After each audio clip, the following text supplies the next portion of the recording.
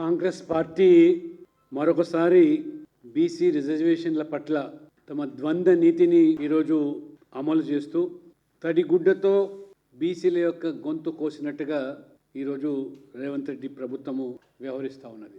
బీసీలకు విద్యా ఉద్యోగాలతో పాటు స్థానిక సంస్థల్లో 42% రిజర్వేషన్లు కల్పిస్తామని మొదటి నుంచి కూడా ఊదరగొట్టి కాంగ్రెస్ పార్టీ చివరికి ఈరోజు చేతులెత్తేసి ఒక భస్మాసుర హస్తంగా బీసీల పట్ల కాంగ్రెస్ పార్టీ ఈరోజు మారుతూ ఉన్నది.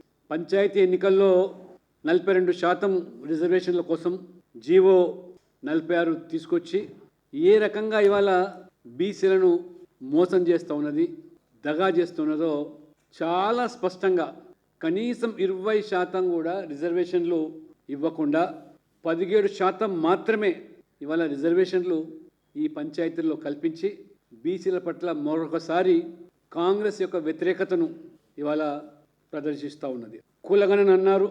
కులగణనల పేరు మీద సర్వేలు 200 కోట్ల రూపాయలు ఖర్చు పెట్టి కొండను తవ్వి ఎలుకను పట్టిన చందనంగా ఈ ప్రభుత్వం వ్యవహరించింది. సర్వేలు, కోటా కోసం నివేదికలు, అసెంబ్లీలో బిల్లులు, ఢిల్లీలో ధర్నాలు, ఆర్డినెన్సులు, జీవోలు అంటూ మరి అడౌట్ చేసి వెనుకబడ్డ వర్గాలను మరి మైమరపించి ఆశలు రేకెత్తించి చివరికి బీసీలను వెన్నుపోటు పొడిచినటువంటి ఈ యొక్క రేవంత్ రెడ్డి గారి ప్రభుత్వం. అమాయకులు కొంతమంది మన బీసీలు అల్ప సంతోషులు పాలాభిషేకం అన్నారు, పూలాభిషేకాలు అన్నారు, రేవంత్ గౌడ్ అన్నారు, రేవంత్ యాదవ్ అన్నారు, రేవంత్ ముదిరాజ్ అన్నారు.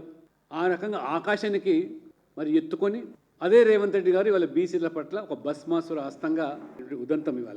మోసానికి ఏదైనా రూపం అనేది ఉంటే అది కాంగ్రెస్ పార్టీ అని చెప్పితే అది అతిశయోక్తి కాదు. నెహ్రూ కుటుంబం నుంచి మొదలుకుంటే కాంగ్రెస్ పార్టీ అడుగు అడుగున బీసీలను మోసం చేసింది, దగా చేసింది. బీసీలకు రిజర్వేషన్లు అడ్డుకున్నది.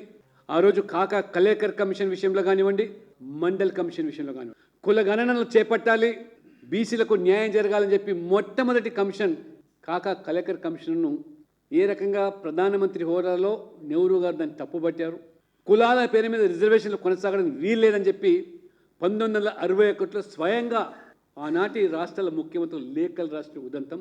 తెలంగాణ మరి బీసీ విద్యావంతులు, మేధావులు, యువకులు ఒక్కసారి వారి యొక్క నైజాన్ని అర్థం చేసుకోండి. వాళ్ళ డిఎన్ఏలో లేదు బీసీలకు న్యాయం చేయాలని, బీసీల సంక్షేమం కోసం పాటుపడాలని. వారు పాటుపడేది కేవలం ఒక నెహ్రూ కుటుంబం కోసం అనే విషయాన్ని ఇవాళ ప్రజలు అర్థం చేసుకోవాలి.